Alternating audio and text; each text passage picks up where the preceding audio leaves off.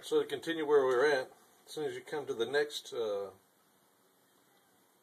section that you want to do, what I do is I just cut the backer strip off of the pack at the pieces there, throw that in the trash, and now I've got another section of rivets that are sitting ready to come up. Okay, so once again, take the razor blade, just cut through till you hear that one little click.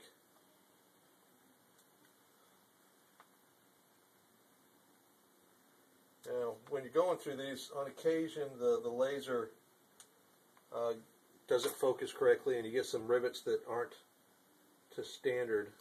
Usually it's not very many. If you run across them, I just throw them in the trash.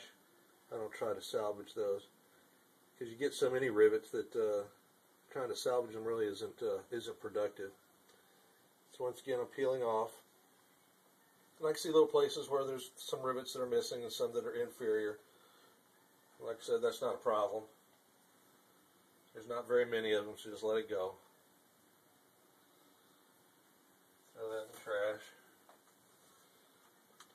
Now, if you look right here, you can see that my piece of tape that I use on the other one's still there, so I just peel that back up.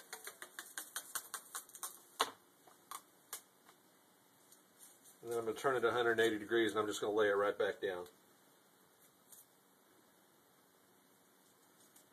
I could get another piece of tape, but it's just not necessary.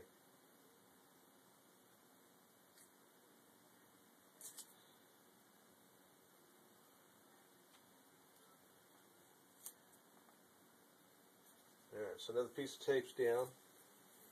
Make sure you tack it down good onto the cutting board that you're using so that it's held still. Go across the rivets again. And when I said don't hit the adjacent rivets, I mean don't hit the next strip up. If you hit those and damage them, then you have more that get dislodged and you'll have more spaces. So go across it once or twice. Then take the razor, cut again.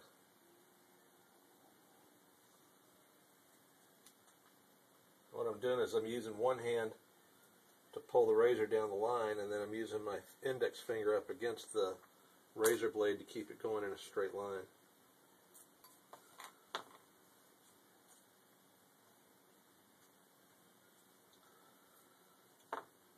Once again,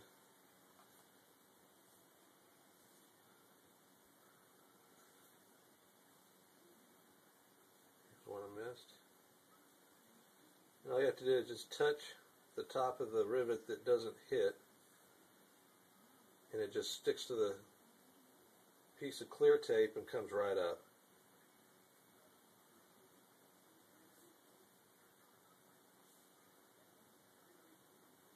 So here shortly I'll have 210 more rivets in line ready to go.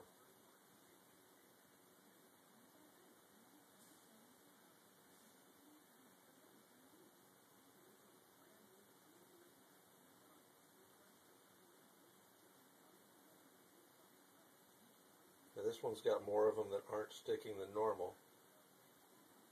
There we go. Alright, so there's a full strip. I looked at my video on the part 1, and they are definitely hard to see. So the pictures that I took are showing exactly what I'm doing.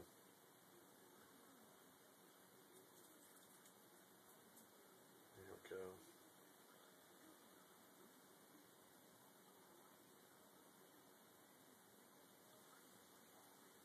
So back over here.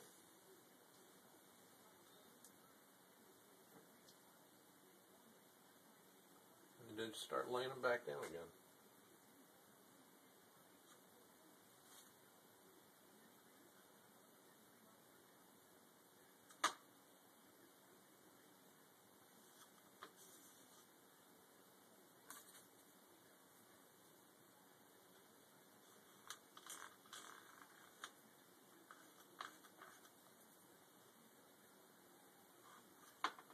Those went down real good.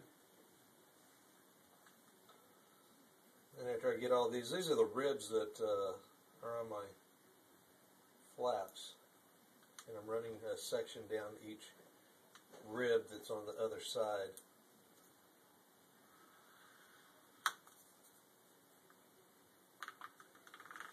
And normally I wouldn't even have thought of doing this, but these are so easy to lay down that there's just no reason why I shouldn't put them there.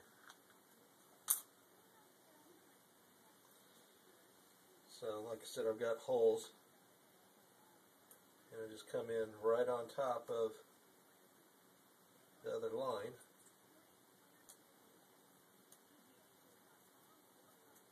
And just lay them right in.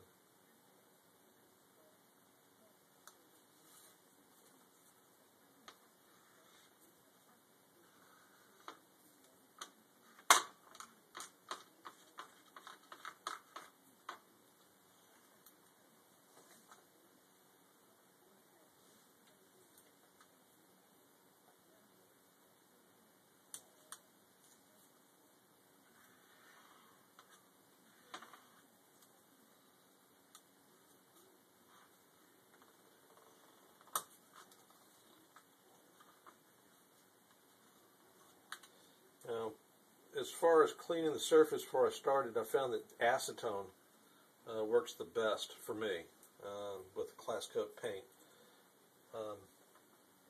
If I used denatured alcohol, I found that the adhesive from the backing of the tape would stick.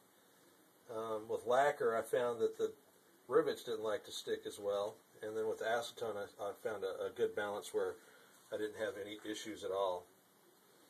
So now I've got all the ribs done, so I'm going to outline the entire flap all the way around, and that'll complete it. So it shouldn't take but a couple of seconds at 210 or 18 inches at a shot going around. So, and then the flap will be ready to be painted. So I don't know that I'm going to put anything on this side, which is the inside of the flap. Easy stuff.